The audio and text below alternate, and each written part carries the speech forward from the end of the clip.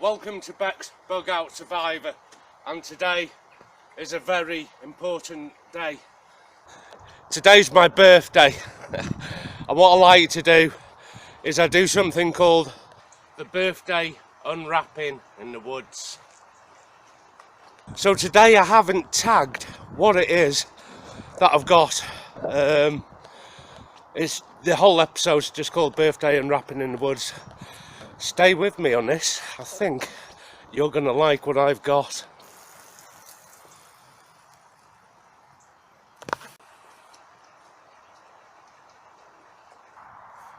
And the last time we were here, I think I was filming the episode, the 58 pattern webbing.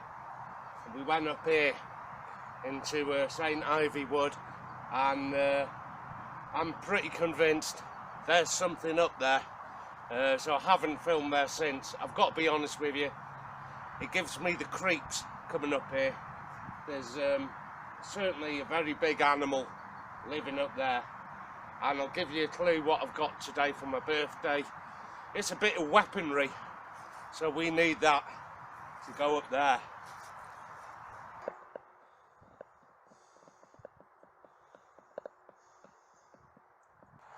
And being a proud Welshman, I should know how to herd sheep, but I haven't got a dog. This is a bit of a laugh. It's what we do here in Wales.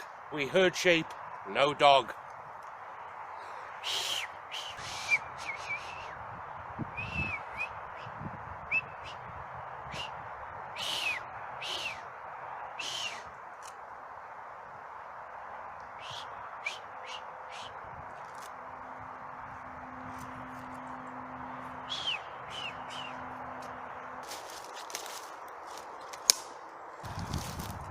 So I bought a hammock with me today, so we can just set it out.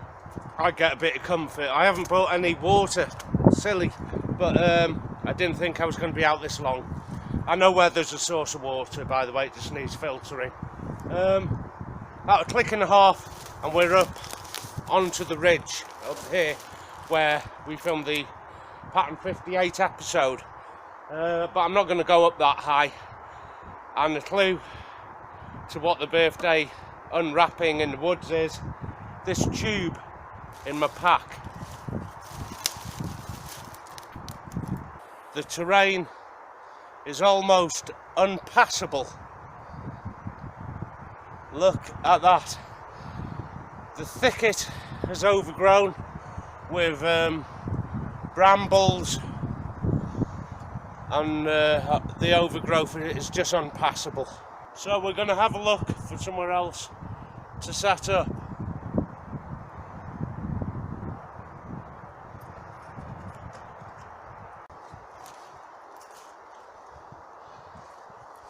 It's a lot more dense than I anticipated.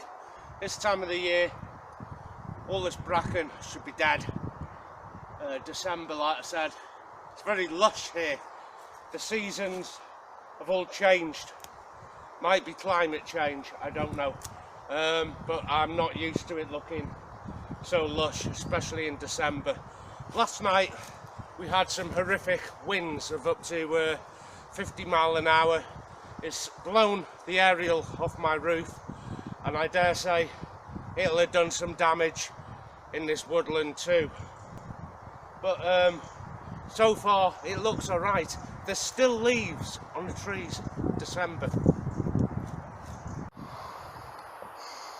There's something moving right there. Hope you can see. I'm zoomed in as much as I can.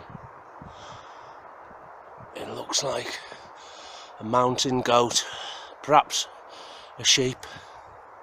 I don't know, but that'll be dinner for the woodland beast. Either that or me. I've been tracking him. There, he's on the move again. That's as close as he'll let me get. Been tracking him up. It's a stray sheep. it's almost unpassable now.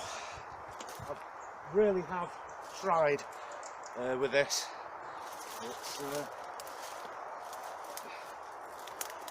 It's almost defeating me, and I don't like being defeated, but I'm going to have to be realistic. I'm up against it with the light, the weather, and how much water I can go without. I'm really got thirst on now, so I reckon a couple of hours filming when I head back. I've got water in Captain Montgomery, so I'd say he's about 2-3 kilometers away, and if I'm walking at 5 kilometers an hour, maybe more, it's still quite a walk. I'm going to head up as far as I can up to the I'm going to head up to the pheasant coop, I think, and we'll see if the ground gets any better. Okay, this is what I think may be a pheasant coop for the shooting season, maybe grouse. I'm not too sure what this is.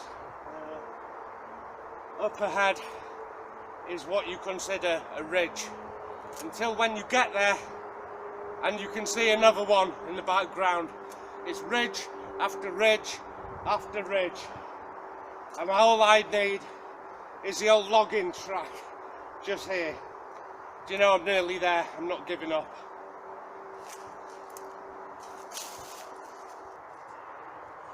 Well, I made it onto the old loggers trail here, what's left of it. A couple of years ago we set out up here, we put the hammock out, and I unwrapped the hammock gear under quilt. Wasn't cheap. I haven't used it since, so I'd rather a bedroll. Hopefully what's in the pack will be right up our street here.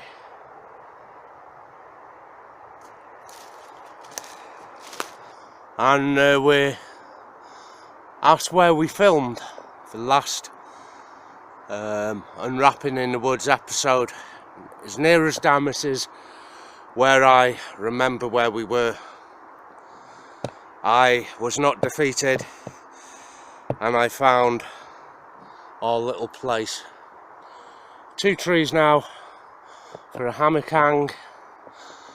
I think a little further up this way, and we're right where we need to be.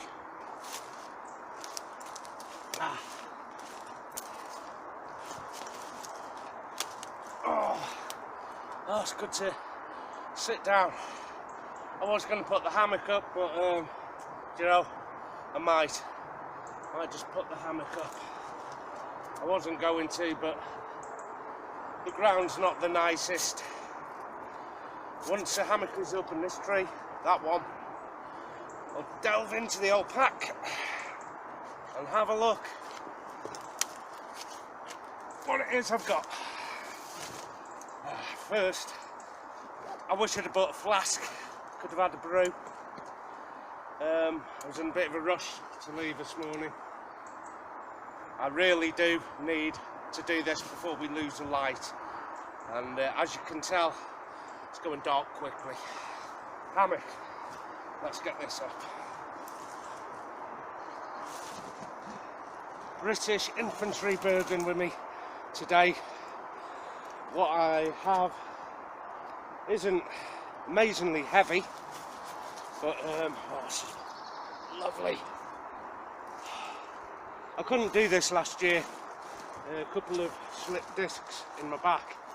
It wasn't nice.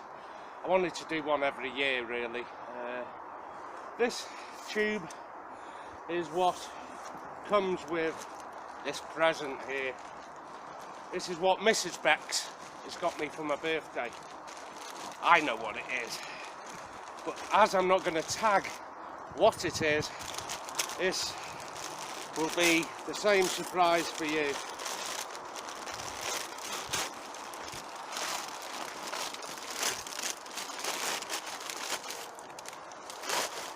And this is it. It's called the Badass Sling Bow. It's similar to a wrist rocket, where I can place arrows and off they go.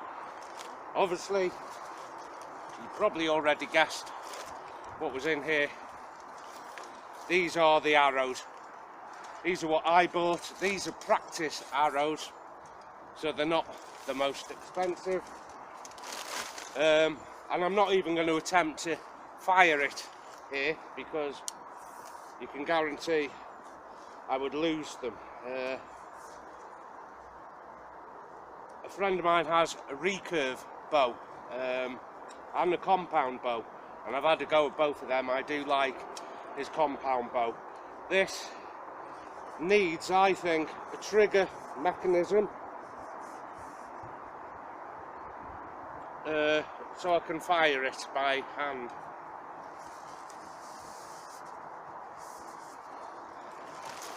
See if I can zoom you in. In fact, stand behind me, probably safer. So, it's been knocked. Arm brace and a handle, and I can pull back on this loop there where the knock is, or I can hold it either side of the arrow, and I prefer that. I can pull back right to my shoulder. Now, it has a mechanism on the end which is for fishing, bow fishing. Let me just unknock this, take the arrow out. So it has a mechanism on where it allows you to attach a fishing reel, and you can bow fish.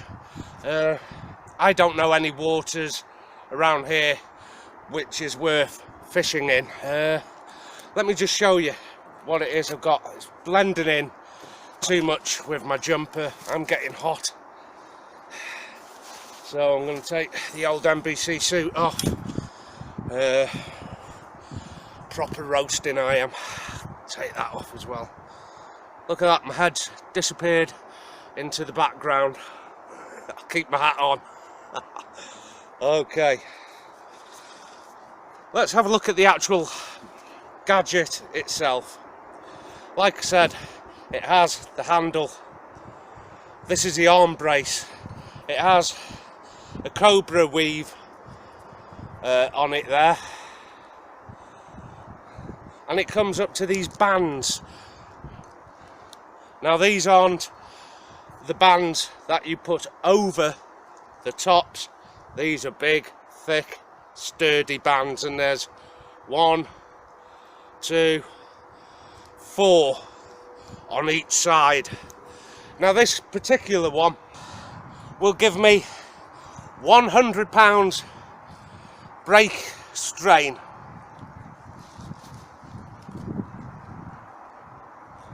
That's a lot. A recurve or a compound bow, the one I was looking at, would give me 80 pound break strain. That's a lot. There is a little sister to this which sits in at about 60 pound break strain, and it's cheaper. It's a lot cheaper.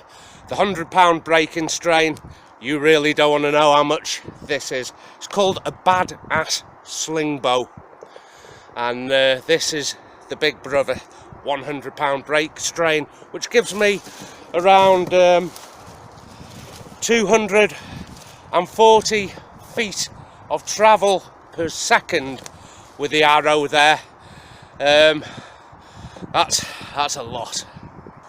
Already I feel a lot more secure just having this Once it is knocked, it'll stay knocked until it's fired, of course. Now, in no way am I an expert in archery, but it's going to be one of these hobbies for me where I'm going to have plenty of practice, and I'm going to enjoy practicing as well. So that's all I can tell you. It does come with this bracket, which I call a sight. I don't know how to sight on this just yet, but this here, let me unlock it. On the front, let me show the lens. That there is a whisker biscuit, and when you knock through, and when you put the arrow through, it sits in. It's like a hair that goes around. It's an arrow rest is what it is. It's called a whisker biscuit, and I'll try and give you a close-up later.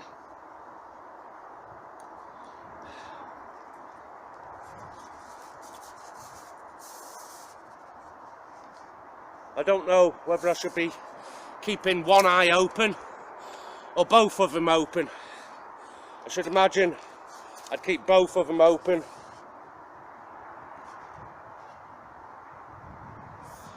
Now, it can be adjusted, the head, so it leans on an angle. You can set it up however you want. I might even fire mine on the horizontal, a little like a real bow. I haven't got the hang of aiming this, but yeah, I am chuffed to bits with this now. I don't know how many arrows are here, but these arrows, now I don't know how many of these practice arrows are to a pack. I think maybe 20 for about, I think they were about £20, a quid each. It's not bad. Nice luminous colours, so I can soon find these arrows when they go missing, and believe me, knowing my aim, they'll go missing. Right then, I'm gonna pack everything up and find somewhere, I know where there's somewhere, where we can go and have a little shoot, a little practice. Well, I got what I wanted for my birthday there, and boy, wasn't that fun. I could be looking at this as a hobby, and maybe even getting a compound bow. It won't have the same break strain as the badass sling bow, but I need a lot more practice with the sling bow, yet alone an ordinary bow. I'm going to use this for target practice, and of course in a state of an emergency I could hunt with it, but that's not what I'm going to use it for. Hopefully I can catch my food more humanely, because if I miss with the arrow, it's not always going to be a clean shot, and I do like my kills to be clean. So that is the badass sling bow. That's the Birthday Unwrapping in the woods. I'm going to leave you plenty of still pictures of it to give you an idea of what it's like. I want to take this opportunity to say thank you to everyone who subscribed to the channel. It's a little stealth channel. I'm not on Facebook with it. I haven't got a domain on the website. I don't advertise the fact that bexbugoutsurvivor exists on YouTube. If you found it, it'll be by accident, and the response has been phenomenal. So a massive thank you if you've subbed. It is appreciated, and I do try and answer all the comments as and when I can. But for now, I've found a little watering hole where I can go and have a drink. This was the location where we filmed the Birthday Unwrapping a couple of years ago, and also the pattern, was it the pattern 58 webbing, and we filmed that here as well, and I haven't been back here since. This place gives me the creeps. I know last time I was here I was being watched, and I found massive footprints on that episode, although it had a bit of a jokey end to it. What you saw was actually real.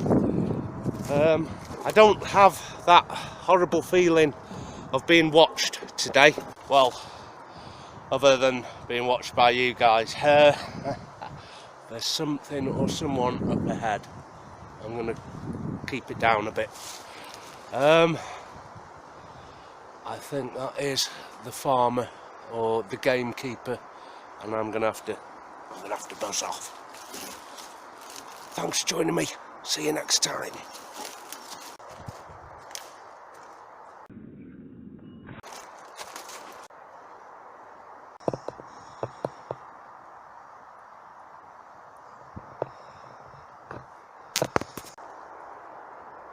And this is what's come off the top of that tree in last night's windstorm, and it is leaning on that tree, and I'm right under it. I'm moving. Well, it's well worth the climb.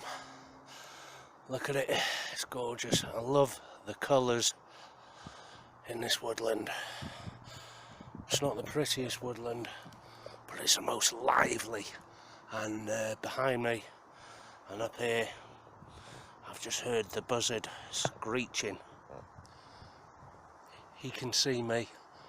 He's well aware of me, as I am with him. And that buzzard is featured in a few of the episodes. It's not the same buzzard. This is the baby. This would be the grandsons of the birds we've seen in them episodes. If you remember, there was a very tame one, and he could come pretty close to me. I could call him and he'd swoop me. So this is the grandson here somewhere. Hope we get a decent shot of him. There's another bit of damage, and that is huge. You certainly wouldn't want it landing on your hammock. That'll give you quite a headache. Right then, test shot. The Bergen is going to be my target.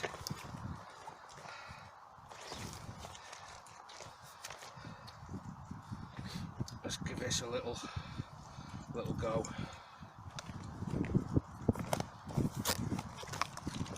You've had it, Bergen. You have had it. This will be my stand-in as a target. I'm gonna knock an arrow,